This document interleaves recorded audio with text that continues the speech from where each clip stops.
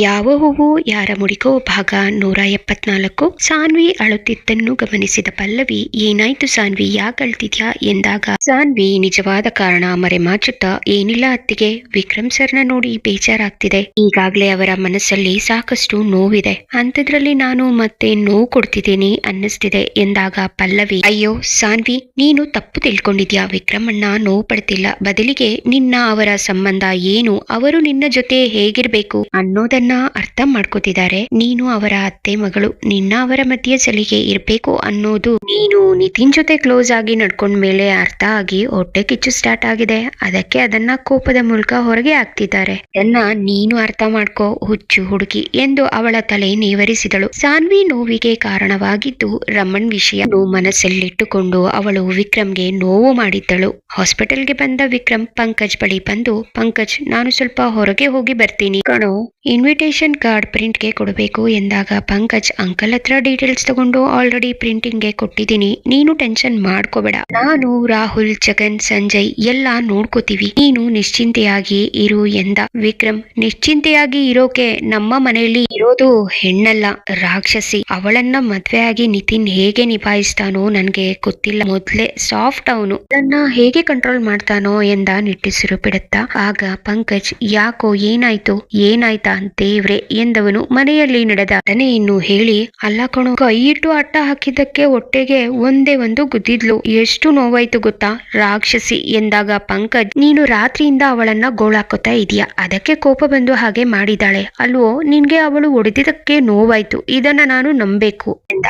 ಆಗ ವಿಕ್ರಮ್, ನಿಜವಾಗ್ಲೂ ನೋವಾಯ್ತು, ನನ್ಗೆ ಅಲ್ಲ, ಅವಳು ಯಾರಿಗೆ ಹೊಡೆದ್ರೂ ನೋವಾಗುತ್ತೆ, ಅಷ್ಟು ಸ್ಟ್ರಾಂಗ್ ಅವಳು ಅಂತ ರೌಡಿ ರುದ್ರನೇ ಇವಳ ಹೇಟಿಗೆ ಎದುರುಕೊಂಡಿದ್ದಾನೆ, ಅಂತದ್ರಲ್ಲಿ ನಾನು ಯಾವ ಲೆಕ್ಕ, ಅವಳಿಗೆ ಹೇಳ್ಬಿಡು, ನನ್ನ ಹತ್ರ ಸ್ವಲ್ಪ ಭಯ ಭಕ್ತಿಯಿಂದ ನಡ್ಕೊಳ್ಳೋಕೆ ಎನ್ನುತ್ತಿದ್ದವನ ಮಾತನ್ನು ಅವನಿಗೆ ಬಂದ ಫೋನ್ ಕಾಲ್ ಅರ್ಧದಲ್ಲೇ ನಿಲ್ಲಿಸಿತು. ಕಾಲ್ ರಿಸೀವ್ ಮಾಡಿದ ವಿಕ್ರಮ್ಗೆ ರಿಸೆಪ್ಷನಿಸ್ಟ್ ಎಮರ್ಜೆನ್ಸಿ ಎಂದಾಗ, is it, I am coming ಎನ್ನುತ್ತಾ ಕಾಲ್ ಕಟ್ ಮಾಡಿದವನು ಪಂಕಜ್ ಎಮರ್ಜೆನ್ಸಿ ಎಂದವನು ಎಮರ್ಜೆನ್ಸಿ ವಾರ್ಡ್ ಕಡೆ ಓಡಿ. ಸಾನ್ವಿ ಬಗ್ಗೆ ವಿಕ್ರಮ್ ಹೇಳಿದ ವಿಷಯ ಕೇಳಿ ಪಂಕಜ್ ಮನಸ್ಸಲ್ಲಿ ಸಾನ್ವಿ ಆ ರೀತಿ ನಡ್ಕೊಂಡಿದ್ದಕ್ಕೆ ಕಾರಣ ರಮಣ್ ವಿಷಯ ಇರಬಹುದು, ಅವಳು ಇನ್ನು ಆ ಕಹಿ ಘಟನೆಯನ್ನ ಮರ್ತಿಲ್ವಾ ಎಂದುಕೊಂಡವನು ಸಾನ್ವಿಗೆ ಕಾಲ್ ಮಾಡಿ, ಸಾನ್ವಿ, ನಾನು ಏನೋ ಕೇಳ್ತೀನಿ, ಸತ್ಯ ಹೇಳ್ಬೇಕು, ಕೇಳಿ ಅಣ್ಣ, ಇವತ್ತು ನೀನು ವಿಕ್ರಮ್ಗೆ ಹೊಡೆಯೋದಕ್ಕೆ ಕಾರಣ ರಮಣ್ ವಿಷಯ ಅಲ್ವಾ ಎಂದಾಗ ಸಾನ್ವಿ, ಹೌದಣ್ಣ, ನನ್ಗೆ ಆ ವಿಷಯನ ಮರೆಯೋಕೆ ಆಗ್ತಿಲ್ಲ, ಇವತ್ತು ವಿಕ್ರಮ್ ಸರ್ ನನ್ನನ್ನ ಕೈ ಅಡ್ಡ ಇಟ್ಟು ತಡೆದಾಗ ನನ್ಗೆ ಏನೋ ಒಂಥರ ಭಯ ಆಯ್ತು, ಅದಕ್ಕೆ ವಿಕ್ರಮ್ ಸರ್ಗೆ ಹೊಡೆದೆ.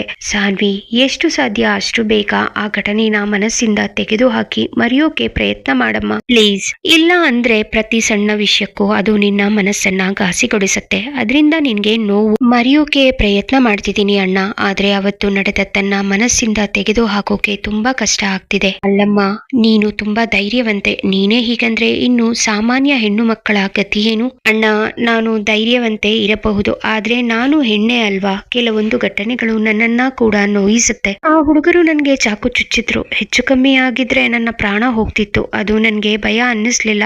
ಮಾನದ ಪ್ರಶ್ನೆ ಬಂದಾಗ ನಾನು ಕೂಡ ಸಾಮಾನ್ಯ ಹೆಣ್ಣೆ, ನನ್ಗೂ ಭಯ ಆಯ್ತು, ಮಾನ ಕಳ್ಕೊಂಡು ಬದುಕೋ ಶಕ್ತಿ ನನ್ಗೂ ಇಲ್ಲ. ಅವತ್ತು ನಾನು ಭಯಪಟ್ಟು ನನ್ನನ್ನ ನಾನು ಮಾನಸಿಕವಾಗಿ ಕುಗ್ಗಿಸಿಕೊಂಡಿದ್ರೆ ಆ ರಾಕ್ಷಸನಿಂದ ತಪ್ಪಿಸಿಕೊಳ್ಳೋಕೆ ಆಗ್ತಿರ್ಲಿಲ್ಲ. ಈಗ್ಲೂ ಆ ಕ್ಷಣನ ನೆನೆಸ್ಕೊಂಡ್ರೆ ನನ್ನ ಪ್ರಾಣ ಹೋದಾಗೆ ಆಗುತ್ತೆ ಎಂದು ಬೆಕ್ಕಳಿಸಿ ಅಳುತ್ತಿದ್ದ ಅವಳನ್ನು, ಪ್ಲೀಸ್ ಸಾನ್ವಿ, ಅಳ್ಬೇಡ, ನನ್ಗೆ ತುಂಬಾ ಸಂಕಟ ಆಗತ್ತೆ, ನನ್ನಿಂದ ಕೂಡ ತಪ್ಪಾಯ್ತಾ ಅನ್ನೋ ಗಿಲ್ಟ್ ನನ್ನನ್ನ ಕಾಡುತ್ತೆ, ನೋಡು, ನಿನ್ಗೆ ಆ ರಮಣ್ಣ ನೋಡಿದ್ರೆ ಸಮಾಧಾನ ಆಗುತ್ತೆ, ಆ ವಿಷಯನ ಮರಿಬಹುದು ಅಂತ ಅನ್ಸಿದ್ರೆ ಹೇಳು, ನಿನ್ನ ಕೈಯಲ್ಲಿ ಅವನಿಗೆ ಸಾಯೋ ಹಾಗೆ ಹೊಡಿಸ್ತೀನಿ ಎಂದ ಸಂಕಟ ಪಡುತ್ತಾ. ಆಗ ಸಾನ್ವಿ, ಅಣ್ಣ ಪ್ಲೀಸ್, ನೀವು ನೊಂದ್ಕೋಬೇಡಿ, ನನ್ಗೆ ಇನ್ನೂ ಸ್ವಲ್ಪ ಸಮಯ ಕೊಡಿ, ಮರೆಯೋಕೆ ಪ್ರಯತ್ನ ಮಾಡ್ತೀನಿ ಎಂದಾಗ ಪಂಕಜ್, ಆದಷ್ಟು ಬೇಗ ಮರೆಯೋ ಪ್ರಯತ್ನ ಮಾಡು, ನೋಡು, ಇನ್ನು ಸ್ವಲ್ಪ ದಿನದಲ್ಲಿ ನಿನ್ನ ಪ್ರೀತಿ ನಿನ್ಗೆ ಸಿಗುತ್ತೆ, ನೀನು ಪ್ರೀತಿಸಿರೋ ನಿನ್ನ ವಿಕ್ರಮ್ ಸಿಗ್ತಾನೆ, ಅಷ್ಟರೊಳಗೆ ನೀನು ನಿನ್ನ ಜೀವನದಲ್ಲಿ ನಡೆದ ಎಲ್ಲ ಕಹಿ ಘಟನೆಗಳನ್ನ ಮರಿಬೇಕು, ಮರ್ತು ವಿಕ್ರಮ್ ಜೊತೆ ಸುಖವಾಗಿ ಜೀವನ ಮಾಡ್ಬೇಕು. ಸರಿ ಅಣ್ಣ, ಖಂಡಿತ, ಆ ವಿಷಯನ ಬೇಗನೆ ಮರಿತೀನಿ ಎಂದವಳು ಕಾಲ್ ಕಟ್ ಮಾಡಿದಳು. ಮನೆಗೆ ಬೇಗ ಬಂದ ಸಂಜಯ್, ಪಲ್ಲವಿ ಮತ್ತು ಸಾನ್ವಿಯನ್ನು ಮದುವೆ ಸೀರೆಗಳನ್ನು ಸ್ಟಿಚಿಂಗ್ ಕೊಡುವ ಸಲುವಾಗಿ ಕರೆದುಕೊಂಡು ಹೋದ. ಅವರು ತಮ್ಮ ಕೆಲಸಗಳನ್ನೆಲ್ಲ ಮುಗಿಸಿ ಮನೆಗೆ ಹೊರಡಬೇಕೆನ್ನುವಷ್ಟರಲ್ಲಿ ಸಂಜಯ್ಗೆ ಜಗನ್ನಿಂದ ಕಾಲ್ ಬಂತು. ಸಂಜಯ್ ಸರ್, ಯಾಕೆ ತುಂಬಾ ಬ್ಯುಸಿಯಾಗಿದ್ದೀರಾ? 1 ವಾರದಿಂದ ಕಾಲ್ ಮಾಡಿಲ್ಲ ಎಂದಾಗ ಸಂಜಯ್, ಕೆಲಸದಲ್ಲಿ ಸ್ವಲ್ಪ ಬ್ಯುಸಿ ಇದ್ದೆ ಜಗನ್. ಹಾಗೆ ಇನ್ನೊಂದು ವಿಷಯ ಹೇಳೋಕೆ ನಿನ್ಗೆ ಕಾಲ್ ಮಾಡ್ಬೇಕಿತ್ತು. ವಿಷಯ ಏನು ಗೊತ್ತಾ ಎಂದು ಸಾನ್ವಿ ನಿತಿನ್ ಮದುವೆಯ ಬಗ್ಗೆ ಹಾಗೆ ವಿಕ್ರಮ್ ಸಾನ್ವಿಯನ್ನು ಒಂದು ಮಾಡೋದಕ್ಕೆ ಮಾಡಿರೋ ಪ್ಲಾನ್ ಬಗ್ಗೆ ತಿಳಿಸಿದ. ಅದನ್ನು ಕೇಳಿದ ಜಗನ್, ನಿಜವಾಗ್ಲೂ ಪ್ಲಾನ್ ತುಂಬಾ ಚೆನ್ನಾಗಿದೆ. ಎಲ್ಲ ನೀವು ಅಂದುಕೊಂಡ ಹಾಗೆ ಆದ್ರೆ ತುಂಬಾ ಸಂತೋಷ. ಹಾಗೆ ಆಗ್ಲಿ ಅಂತ ನಾನು ವಿಶ್ ಮಾಡ್ತೀನಿ. ಪಾಪ ಸಾನ್ವಿ ವಿಕ್ರಮ್ ಸರ್ಗೋಸ್ಕರ ತಮ್ಮ ಪ್ರೀತಿನ ತ್ಯಾಗ ಮಾಡಿದ್ರು. ಈಗಲಾದ್ರೂ ಅವರ ಪ್ರೀತಿಯವರಿಗೆ ಸಿಗ್ಬೇಕು. ಖಂಡಿತ ಸಿಗುತ್ತೆ. ದೇವರು ಒಳ್ಳೆಯವರಿಗೆ ತುಂಬಾ ಕಷ್ಟ ಕೊಡ್ತಾನೆ, ಕೊನೆಯಲ್ಲಿ ಕೈ ಹಿಡಿತಾನೆ. ಹಾಗೆ ಸಾನ್ವಿಯವರ ಜೀವನದಲ್ಲಿ ನಡಿಬೇಕು ಸರ್. ಇದಕ್ಕೋಸ್ಕರ ನನ್ನಿಂದ ಏನಾದ್ರೂ ಸಹಾಯ ಬೇಕಿದ್ರೆ ಕೇಳಿ. ಖಂಡಿತ ಜಗನ್, ನಿನ್ನ ಸಹಾಯ ನನ್ಗೆ ಬೇಕೇ ಬೇಕು. ನಿತಿನ್ ಚೌಲ್ಟ್ರಿಯಿಂದ ಓಡಿ ಹೋಗೋಕೆ ನಿನ್ನ ಹೆಲ್ಪ್ ಬೇಕಾಗುತ್ತೆ. ಸರಿ, ಮತ್ತೆ ಕಾಲ್ ಮಾಡ್ತೀನಿ ಎಂದವನು ಕಾಲ್ ಕಟ್ ಮಾಡಿದ. ನಂತರ ಸಂಜಯ್, ಅತ್ತಿಗೆ ಇನ್ನೇನಾದ್ರೂ ಕೆಲಸ ಇದೆಯಾ ಎಂದಾಗ ಪಲ್ಲವಿ, ಸಂಜು ಹಾಸ್ಪಿಟಲ್ಗೆ ಹೋಗೋಣ, ಯಾಕೋ ನಿಮ್ಮ ಅಣ್ಣನ್ನ ನೋಡ್ಬೇಕು ಅನ್ನಿಸ್ತಿದೆ ಎಂದಾಗ ಸಂಜಯ್ ನಗುತ್ತಾ, ಬೆಳಿಗ್ಗೆ ಇನ್ನ ನೋಡಿದ್ರಲ್ಲ ಎಂದ. ಆಗ ಪಲ್ಲವಿ ಕಣ್ಸನ್ನೆ ಮಾಡಿ ಎಲ್ಲೋ ನೋಡುತ್ತಾ ಮಂಕಾಗಿ ಕುಳಿತಿದ್ದ ಸಾನ್ವಿ ಕಡೆ ತೋರಿಸಿದಳು. ಸಂಜಯ್ ಮನಸ್ಸಲ್ಲಿ, ವಿಕ್ರಮ್ ಭಾವ ಸಾನ್ವಿ ಇಬ್ಬರು ಜಗಳ ಮಾಡ್ಕೊಂಡಿದಾರಲ್ಲ, ಅದಕ್ಕೆ ಸಾನ್ವಿ ಡಲ್ ಆಗಿರೋದು. ಅವರಿಬ್ಬರನ್ನ ಮೀಟ್ ಮಾಡಿಸಿದ್ರೆ ಸಾನ್ವಿ ಸಮಾಧಾನ ಆಗಬಹುದು. ಅದನ್ನ ಯೋಚನೆ ಮಾಡಿ ಅತ್ತಿಗೆ ಹೀಗೆ ಹೇಳ್ತಿದ್ದಾರೆ ಅಂದುಕೊಂಡವನು ಹಾಸ್ಪಿಟಲ್ ಕಡೆ ಡ್ರೈವ್ ಮಾಡಿದ. ವಿಕ್ರಮ್ ಯಾವುದೋ ಎಮರ್ಜೆನ್ಸಿ ಕೇಸ್ನಿಂದ ಟೆನ್ಷನ್ ಆಗಿದ್ದ. ತಾಯಿ ಮಗು ಇಬ್ಬರ ಪ್ರಾಣ ಉಳಿಸುವ ಜವಾಬ್ದಾರಿ ಅವನದಾಗಿತ್ತು. ಆದರೆ ಆ ಗರ್ಭಿಣಿಗೆ ಓ ನೆಗೆಟಿವ್ ಗುಂಪಿನ ರಕ್ತದ ಅವಶ್ಯಕತೆ ಇತ್ತು. ಅದು ಸಿಗದೆ ಪೇಷಂಟ್ ಮನೆ ಕಡೆಯವರು ಒದ್ದಾಡುತ್ತಿದ್ದರು. ವಿಕ್ರಮ್ ಕೂಡ ಬ್ಲಡ್ ಅರೇಂಜ್ ಮಾಡಲು ಹರಸಾಹಸ ಮಾಡುತ್ತಿದ್ದ. ಹಾಸ್ಪಿಟಲ್ ತಲುಪುವವರೆಗೂ ಸಾನ್ವಿ ತನ್ನದೇ ಆದ ಲೋಕದಲ್ಲಿ ಮುಳುಗಿದ್ದಳು. ಪಲ್ಲವಿ ಸಾನ್ವಿ ಎಂದಾಗ ವಾಸ್ತವಕ್ಕೆ ಬಂದ ಸಾನ್ವಿ ಹಾಸ್ಪಿಟಲ್ ಕಡೆ ನೋಡಿ, ತಿಗೆ ಇಲ್ಲಿಗ್ಯಾಕೆ ಬಂದ್ವಿ ಎಂದಳು. ಪಲ್ಲವಿ, ಸ್ವಲ್ಪ ಕೆಲಸ ಇದೆ ಬಾ ಎಂದಾಗ ಸಾನ್ವಿ ಮರುಪ್ರಶ್ನೆ ಮಾಡದೆ ಕಾರ್ ಇಳಿದಳು. ಮೂವರು ಹಾಸ್ಪಿಟಲ್ ಕಡೆ ಹೆಜ್ಜೆ ಹಾಕಿದರು. ಹಾಸ್ಪಿಟಲ್ ಎಂಟ್ರೆನ್ಸ್ ಬಳಿ ಯಾರೋ ಹೆಂಗಸು ಕೋಲಾಡುತ್ತಿದ್ದನ್ನು ನೋಡಿ ಸಾನ್ವಿ ಅವಳ ಬಳಿ ಬಂದವಳು, ಅಮ್ಮ ಏನಾಯ್ತು, ಯಾಕಳ್ತಿದ್ದೀರಾ ಎಂದಾಗ ಆ ಹೆಂಗಸು, ಅವ್ವ ನನ್ ಮಗಳು ಬಸ್ರಿ ಡೆಲಿವರಿಗೆ ಅಂತ ಕರ್ಕೊಂಡು ಬಂದಿದ್ದೀನಿ. ನಾವು ಹಳ್ಳಿಯವರು, ಅಲ್ಲಿ ಸರ್ಕಾರಿ ಆಸ್ಪತ್ರೆನಾಗೆ ತೋರಿಸ್ತಿದ್ವಿ. ಮೊದಲು ಡಾಕ್ಟ್ರು ಏನೂ ಹೇಳಿರ್ಲಿಲ್ಲ, ಆದ್ರೆ ಈಗ ಇದ್ದಕ್ಕಿದ್ದ ಹಾಗೆ ಡಾಕ್ಟ್ರು, ಇದು ಚಿಕ್ಕ ಸರ್ಕಾರಿ ಆಸ್ಪತ್ರೆ, ಇಲ್ಲಿ ಆಪರೇಷನ್ ಮಾಡೋಕೆ ಯಾವ ಅನುಕೂಲ ಇಲ್ಲ. ತಾಯಿ ಮಗು ಇಬ್ಬರ ಪ್ರಾಣ ಉಳಿಬೇಕು ಅಂದ್ರೆ ಪಟ್ಟಣದಲ್ಲಿ ಇರೋ ದೊಡ್ಡ ಆಸ್ಪತ್ರೆಗೆ ಹೋಗಿ ಅಂದ್ರು. ನಾವು ಇಲ್ಲಿಗೆ ಬಂದ್ವಿ. ಆದ್ರೆ ಇಲ್ಲಿಯ ಡಾಕ್ಟ್ರು, ತಾಯಿ ಮಗು ಉಳಿಸ್ಬೇಕು ಅಂದ್ರೆ ತಕ್ಷಣ ಆಪರೇಷನ್ ಮಾಡ್ಬೇಕು, ನಿಮ್ಮ ಮಗಳಿಗೆ ರಕ್ತದ ಅವಶ್ಯಕತೆ ಇದೆ ಅಂತಾವ್ರೆ. ಆ ರಕ್ತ ಸಿಗೋದು ಕಷ್ಟ ಅಂತ ಹೇಳ್ತಾವ್ರೆ. ಅವರು ಅವರ ಕೈಲಾದಷ್ಟು ಪ್ರಯತ್ನ ಮಾಡ್ತಾವ್ರೆ, ಆದ್ರೆ ರಕ್ತ ಸಿಕ್ತಿಲ್ಲ ಕಣವ್ವ, ಏನ್ ಮಾಡೋದು ಗೊತ್ತಾಯ್ತಿಲ್ಲ ಎಂದಾಗ ಸಾನ್ವಿ, ಅಮ್ಮ ನಿಮ್ಗೆ ನಿಮ್ಮ ಮಗಳಿಗೆ ಯಾವ ಗುಂಪಿನ ರಕ್ತ ಬೇಕು ಅಂತ ಗೊತ್ತಾ ಎಂದಾಗ ಆ ಹೆಂಗಸು, ಹೂ ಕಣವ್ವ, ಅದೇನೋ ಓ ನೆಗೆಟಿವ್ ಅಂತಾರಲ್ಲ ಅದೇ ಎಂದಾಗ ಸಾನ್ವಿ ಸಮಾಧಾನದ ನಿಟ್ಟುಸಿರು ಬಿಡುತ್ತಾ, ಅಮ್ಮ ಯೋಚನೆ ಮಾಡ್ಬೇಡಿ, ನಿಮ್ಮ ಮಗಳಿಗೆ ನಾನು ಬ್ಲಡ್ ಕೊಡ್ತೀನಿ ಎಂದವಳು. ಅತ್ತಿಗೆ, ನೀವು ಪಂಕಜಣ್ಣ ಹತ್ರ ಹೋಗಿ ಮತ್ತೆ ಸಂಜು ಅಣ್ಣ ಇವರ ಜೊತೆ ಹೋಗಿ ನಂತರ ಅಲ್ಲಿಗೆ ಬರ್ತೀವಿ ಎಂದಳು ಗಡಿಬಿಡಿಯಲ್ಲಿ. ಆಗ ಪಲ್ಲವಿ, ಸಾನ್ವಿ, ಸ್ವಲ್ಪ ದಿನದ ಹಿಂದೆ ನಿನ್ನ ಪರಿಸ್ಥಿತಿ ಹೇಗಿತ್ತು, ಈಗ ನೀನು ಬ್ಲಡ್ ಕೊಟ್ರೆ ನಿನಗೆ ತೊಂದ್ರೆ ಎಂದಾಗ ಸಾನ್ವಿ, ಅತ್ತಿಗೆ ಪ್ಲೀಸ್ ನನ್ಗೆ ಏನೂ ಆಗಲ್ಲ, ಆದ್ರೆ ಸ್ವಲ್ಪ ಸುಸ್ತಾಗಬಹುದು ಅಷ್ಟೇ. ಬ್ಲಡ್ ಕೊಟ್ಟು ಬರೋವರೆಗೂ ನೀವು ಪಂಕಜಣ್ಣ ಹತ್ರ ಏನೂ ಹೇಳ್ಬೇಡಿ. ಅಮ್ಮ ಬನ್ನಿ, ಅಣ್ಣ ಬನ್ನಿ ಎನ್ನುತ್ತಾ ಸಾನ್ವಿ ಗಡಿಬಿಡಿಯಲ್ಲಿ ರಿಸೆಪ್ಷನ್ ಬಳಿ ಬಂದು, ಮೇಡಮ್ ಇವರ ಮಗಳಿಗೆ ಬ್ಲಡ್ ಅವಶ್ಯಕತೆ ಇದೆ, ನಾನು ಬ್ಲಡ್ ಕೊಡೋಕೆ ಬಂದಿದ್ದೀನಿ, ಎಲ್ಲಿ ಹೋಗ್ಬೇಕು ಅಂತ ಹೇಳ್ತೀರಾ ಎಂದಾಗ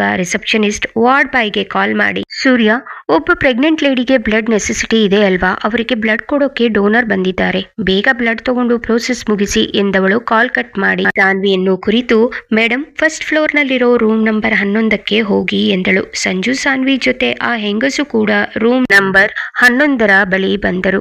ವಾರ್ಡ್ ಬಾಯ್ ಸಾನ್ವಿಯನ್ನು ರೂಮ್ ಒಳಗೆ ಕರೆದುಕೊಂಡು ಹೋದ. ಸಾನ್ವಿಗೆ ಕೆಲವು ಟೆಸ್ಟ್ ಗಳನ್ನು ಮಾಡಿದ ನಂತರ ನರ್ಸ್, ಮೇಡಮ್ ರಿಪೋರ್ಟ್ ಪ್ರಕಾರ ನಿಮ್ಗೆ ಬ್ಲಡ್ ಕಡಿಮೆ ಇದೆ, ನೀವು ಬ್ಲಡ್ ಕೊಟ್ರೆ ನಿಮ್ಗೆ ತೊಂದರೆ ಎಂದಾಗ ಸಾನ್ವಿ, ನೋಡಿ ಏನೂ ಆಗಲ್ಲ, ನನ್ಗೆ ಸುಸ್ತಾಗಬಹುದು ಅಷ್ಟೇ, ಆದ್ರೆ ಈಗ ಬ್ಲಡ್ ಸಿಕ್ಕಿಲ್ಲ ಅಂದ್ರೆ ಪಾಪ ತಾಯಿ ಮಗು ಇಬ್ಬರ ಪ್ರಾಣಕ್ಕೆ ಅಪಾಯ ಅಂತೆ, ನೋಡಿ ಏನೂ ಆಗಲ್ಲ ತಗೊಳ್ಳಿ ಎಂದಳು ಬೇಡಿಕೊಳ್ಳುವ ಧ್ವನಿಯಲ್ಲಿ. ನರ್ಸ್, ಮೇಡಮ್ ಏನಾದ್ರೂ ತೊಂದರೆ ಆದ್ರೆ ನನ್ನ ಕೆಲಸ ಹೋಗುತ್ತೆ ಎಂದಳು. ಸಾನ್ವಿ, ಇಲ್ಲ, ನಿಮ್ಗೆ ಯಾವ ತೊಂದರೆ ಆಗದೆ ಇರೋ ತರ ನೋಡ್ಕೊಳ್ಳೋದು ನನ್ನ ಜವಾಬ್ದಾರಿ ಎಂದಾಗ ನರ್ಸ್, ನಿಮ್ಮ ಕಡೆಯವರು ಯಾರಾದ್ರೂ ಇದ್ದಾರಾ ಎಂದ ತಕ್ಷಣ ಸಾನ್ವಿ ಹೊರಗೆ ಬಂದು ಸಂಜಯ್ನನ್ನು ಕರೆದುಕೊಂಡು ಹೋದಳು. ಡಾಕ್ಟರ್ ಪಂಕಜ್ ತಮ್ಮ ಸಂಜಯ್ ಎಂದು ನರ್ಸ್ಗೆ ಗೊತ್ತು. ಗೊತ್ತಿದ್ದರಿಂದ ಅವಳು ಸರ್ ಬ್ಲಡ್ ತಗೊಳಕ್ಕೆ ಆಗಲ್ಲ ಅಂದ್ರೂ ಕೇಳ್ತಿಲ್ಲ ಎಂದಾಗ ಸಾನ್ವಿ, ಅಣ್ಣ ನನ್ಗೆ ಏನೂ ಆಗಲ್ಲ, ಈಗ ತಾಯಿ ಮಗು ಜೀವ ಉಳಿಯೋದು ಮುಖ್ಯ ಅಲ್ವಾ, ನೋಡಿ ನಾವು ನಮ್ಮ ಕೆಲಸ ಮುಗಿದ್ಮೇಲೆ ಮನೆಗೆ ಹೋಗ್ಬೇಕಿತ್ತು, ಆದ್ರೆ ಇಲ್ಲಿಗೆ ಬಂದಿದ್ದೀವಿ ಅಂದ್ರೆ ಆ ದೇವ್ರು ನಮ್ಮನ್ನ ಇಲ್ಲಿಗೆ ಕರೆಸಿಕೊಂಡಿದ್ದಾನೆ ಅಂತ ಅರ್ಥ ಅಲ್ವಾ, ಪ್ಲೀಸ್ ಅಣ್ಣ ಹೇಳಿ ಎಂದಳು ಬೇಡಿಕೊಳ್ಳುವ ಧ್ವನಿಯಲ್ಲಿ. ಆ ಕ್ಷಣಕ್ಕೆ ಸಾನ್ವಿ ಹೇಳ್ತಿರೋದು ಸಂಜಯ್ಗೆ ಸರಿ ಎನಿಸಿ, ಸಿಸ್ಟರ್ ಬ್ಲಡ್ ತಗೊಳ್ಳಿ, ಇದರಿಂದ ನಿಮ್ಗೆ ಯಾವ ತೊಂದರೆ ಆಗಲ್ಲ, ಅದಕ್ಕೆ ನಾನು ಜವಾಬ್ದಾರಿ ಎಂದ. ಅವನ ಮಾತು ಕೇಳಿ ನರ್ಸ್ ಸರಿ ಎಂದು ಒಪ್ಪಿಕೊಂಡಳು. ಬ್ಲಡ್ ಕೊಟ್ಟ ನಂತರ ನರ್ಸ್, ಮೇಡಮ್ ಸ್ವಲ್ಪ ರೆಸ್ಟ್ ಮಾಡಿ ಎಂದಾಗ ಸಾನ್ವಿ, ಪರವಾಗಿಲ್ಲ sister, I am all right ಎಂದು ಹೇಳಿ ಎದ್ದು ಹೊರಗೆ ಬಂದವಳು. ಹೆಂಗಸನ್ನು ಕುರಿತು, ಅಮ್ಮ ನೀವು ನಿಮ್ಮ ಮಗಳ ಹತ್ರ ಹೋಗಿ, ಸಂಜು ಅಣ್ಣ ಅತ್ತಿಗೆ ಹತ್ರ ಹೋಗೋಣ ಎಂದವಳನ್ನು Sanjay, Sanvi are you okay? Sanvi, ಆ ಅಣ್ಣ ಐ ಆಮ್ ಓಕೆ ಎಂದಳು. ಇಬ್ಬರು ಪಂಕಜ್ ಚೇಂಬರ್ಗೆ ಬಂದರು. ಸಾನ್ವಿಯನ್ನು ನೋಡಿದ ಪಂಕಜ್, ಸಾನ್ವಿ ಏನಾಯ್ತು, ಯಾಕಮ್ಮ ತುಂಬಾ ಸುಸ್ತಾಗಿರೋ ತರ ಕಾಣ್ತಿದ್ಯಾ ಎಂದ. ಸಂಜಯ್ ಮತ್ತು ಪಲ್ಲವಿಯ ಗಮನ ಪಂಕಜ್ ಮಾತಿನ ಕಡೆ ಇತ್ತು. ಅವನ ಮಾತು ಮುಗಿದು ಎಲ್ಲರೂ ಸಾನ್ವಿ ಕಡೆ ನೋಡುವಷ್ಟರಲ್ಲಿ ಅವಳು ನೆಲಕ್ಕೆ ಕುಸಿದಿದ್ದಳು. ಪಂಕಜ್ ಕೋಪದಲ್ಲಿ, ಸಂಜು ಪಕ್ಕದಲ್ಲೇ ಇದ್ರು ಅವಳನ್ನ ಇಟ್ಕೊಳ್ಳೋಕೆ ಆಗ್ಲಿಲ್ಲ ಇಡಿಯೇಟ್ ಎಂದು ಗದರಿದ. ಎಲ್ಲರೂ ಸಾನ್ವಿ ಬಳಿ ಬಂದರು. ಸಂಜಯ್ ಗಾಬರಿಯಿಂದ ಸಾನ್ವಿಯನ್ನು ಎಚ್ಚರಿಸುವ ಪ್ರಯತ್ನ ಮಾಡುತ್ತಿದ್ದ. ಸಾನ್ವಿ ಎದ್ದೇಳು, ಕಣ್ಣು ಬಿಡಮ್ಮ ಎನ್ನುತ್ತಿದ್ದ.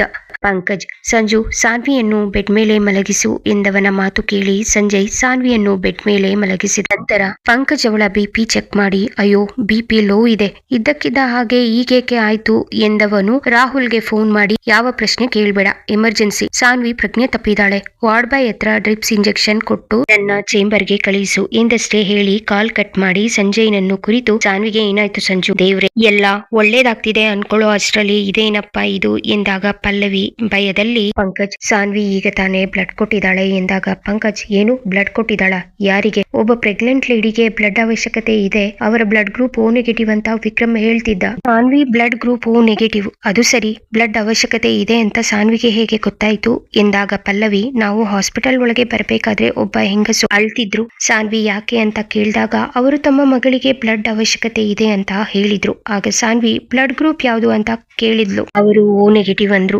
ಸಾನ್ವಿ ನಾನೇ ಕೊಡ್ತೀನಿ ಅಂದ್ಲು, ನಾನು ಬೇಡ ಅಂದೆ ಆದ್ರೂ ಕೇಳಿಲ್ಲ ಎಂದಳು. ಪಂಕಜ್, ಈಗ ಹೇಳ್ತಿದ್ಯಾ, ಬಂದಾಗ್ಲೇ ನನ್ಗೆ ಹೇಳಿದ್ರೆ ಸಾನ್ವಿ ಬ್ಲಡ್ ಕೊಡೋದು ಬೇಡ ಅಂತ ಹೇಳ್ತಿದ್ದೆ, ನಿಮ್ಗೆಲ್ಲ ತಲೆ ಕೆಟ್ಟಿದ್ಯಾ, ಸಾನ್ವಿ ಕಂಡೀಷನ್ ಏನು ಅಂತ ಗೊತ್ತು ಅಲ್ವಾ, ಅವಳಿಗೆ ಪದೇ ಪದೇ ಬ್ಲಡ್ ಲಾಸ್ ಆಗಿದೆ, ಹೇಳ್ಬೇಕಂದ್ರೆ ಅವಳಿಗೆ ಬ್ಲಡ್ ಅವಶ್ಯಕತೆ ಇದೆ ಅಂತದ್ರಲ್ಲಿ ಮತ್ತೆ ಅವಳೇ ಬ್ಲಡ್ ಕೊಟ್ಟಿದ್ದಾಳೆ, ಬ್ಲಡ್ ತಗೊಂಡಿರೋರು HP ಟೆಸ್ಟ್ ಮಾಡ್ಸಿಲ್ವಾ, ಯಾರವರು, ಮೊದ್ಲು ಅವರನ್ನ ವಿಚಾರಿಸ್ಕೋಬೇಕು ಎಂದಾಗ ಸಂಜಯ್, ಅಣ್ಣ ಅವರು ನನ್ನ ಹತ್ರ ಹೇಳಿದ್ರು, ಇದರಲ್ಲಿ ಅವರ ತಪ್ಪು ಏನೂ ಇಲ್ಲ. ಆ ಕ್ಷಣ ನನ್ಗೂ ಸಾನ್ವಿಗೂ ತಾಯಿ ಮಗು ಜೀವ ಉಳಿದ್ರೆ ಸಾಕು ಅನ್ನಿಸ್ತು, ಅದಕ್ಕೆ ನಾವೇ ಬಲವಂತ ಮಾಡಿ ಬ್ಲಡ್ ತಗೊಳಕ್ಕೆ ಹೇಳಿದ್ವಿ ಎಂದ ಭಯದಲ್ಲಿ. ಮುಂದೇನು ತಿಳ್ಕೋಬೇಕಾ? ಕತೆಗಾಗಿ ಕಮೆಂಟ್ ಮಾಡಿ, ಕತೆಯ ಬಗ್ಗೆ ನಿಮ್ಮ ಅಭಿಪ್ರಾಯ ತಿಳಿಸಿ. ಈ ಕತೆ ನಿಮ್ಗೆ ಹೇಗೆ ಅನ್ನಿಸಿತು ದಯವಿಟ್ಟು ಕಮೆಂಟ್ ನಲ್ಲಿ ತಿಳಿಸಿ. ನನ್ನ ಚಾನೆಲ್ಗೆ ದಯವಿಟ್ಟು ಸಬ್ಸ್ಕ್ರೈಬ್ ಮಾಡಿಕೊಳ್ಳಿ, ವಿಡಿಯೋಗೆ ಲೈಕ್ ಮಾಡಿ, ಹೆಚ್ಚು ಹೆಚ್ಚು ಶೇರ್ ಮಾಡಿ, ದಯವಿಟ್ಟು ಪ್ರೋತ್ಸಾಹಿಸಿ. ಧನ್ಯವಾದಗಳು.